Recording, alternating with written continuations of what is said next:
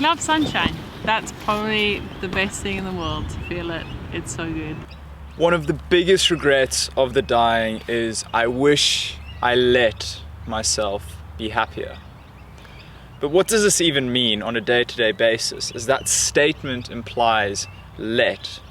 It implies we have the choice to let ourselves be happiness, to let ourselves feel happy, as it's not determined by the outside world around us, as crazy as that may sound at first.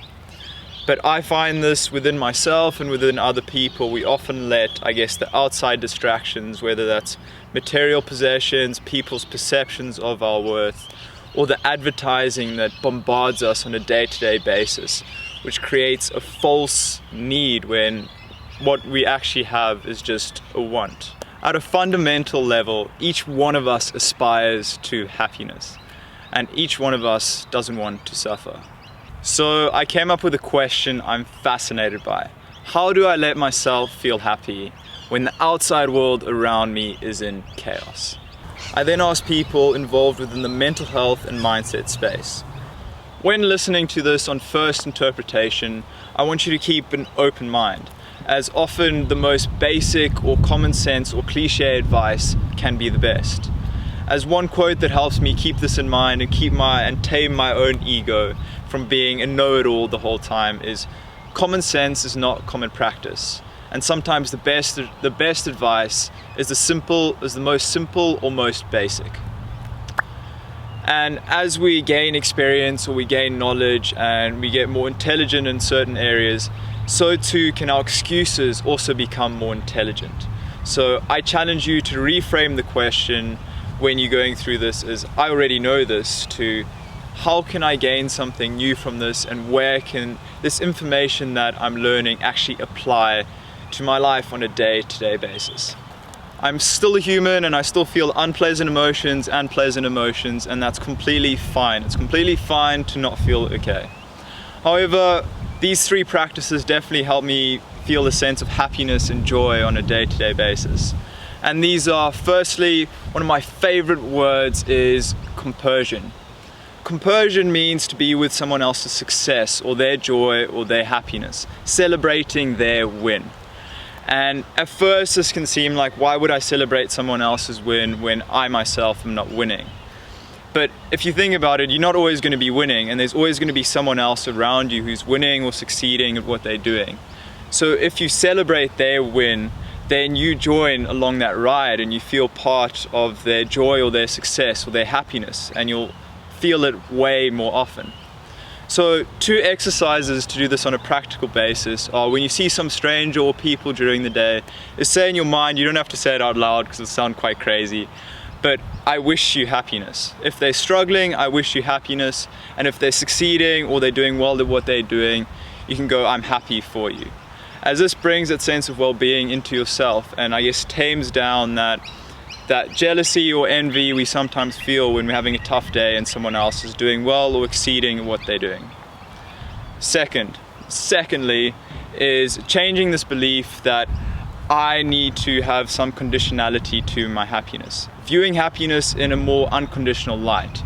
Saying that I can be happy just for the sake of being happy. I can be happy just because I'm a human, just because I'm here. I don't have to achieve something, I don't have to complete all my to-do lists, I don't have to get somewhere else, I can just be happy just for the sake of it, you know? And then thirdly, the more boring one is just sleep. Just having a nice, big, long sleep and not setting the alarm in the morning. Nista, a recent friend who has studied a Bachelor of Cognitive and Behavioral Neuroscience and Psychology at Virginia Tech. She is currently a speaker, life coach, and co-founder of the Road to Coaching Mastery. So I think being happy for free means connecting to your inner child. So whether this is dancing to your favorite music, painting, or running around in the rain, I think being able to connect with those things that made you really happy and set your soul on fire as a child probably still hold true for you guys today. So for me, I really just like blasting music and honestly making my own choreo to it in the comfort of my home. I find that this instantly puts me in a flow state, and it just makes me really happy and kind of lose track of time. This is my mom, who is a project manager, change facilitator, and a life coach. I do something that I love.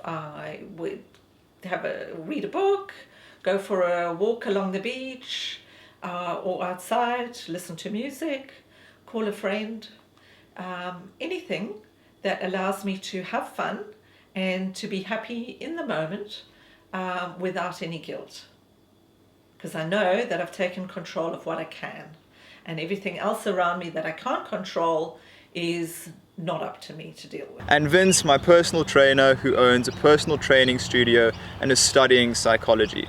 These guys give me happiness, amazing time. They give me so much joy, spending every day with them and being active with them and walking with them. The opportunity to have a lifestyle of being fit and healthy, having that opportunity makes me happy. Matt Sykes, who's my friendly neighborhood tutor and is in his 3rd year of psychology. Nature and exercise is a thing I like to do, and as part of that I like to dance and, you know, bring a smile to other people's faces as I go past.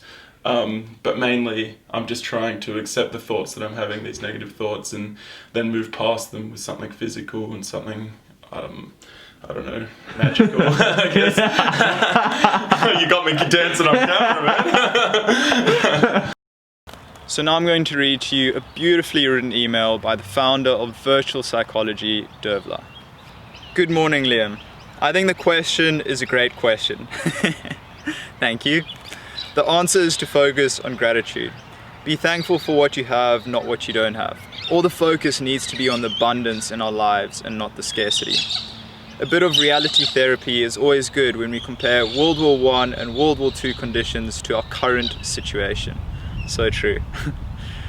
We now get to stay at home with Uber Eats and Netflix as opposed to fleeing to bomb shelters with the millions of other people and fear for the safety of our lives and homes.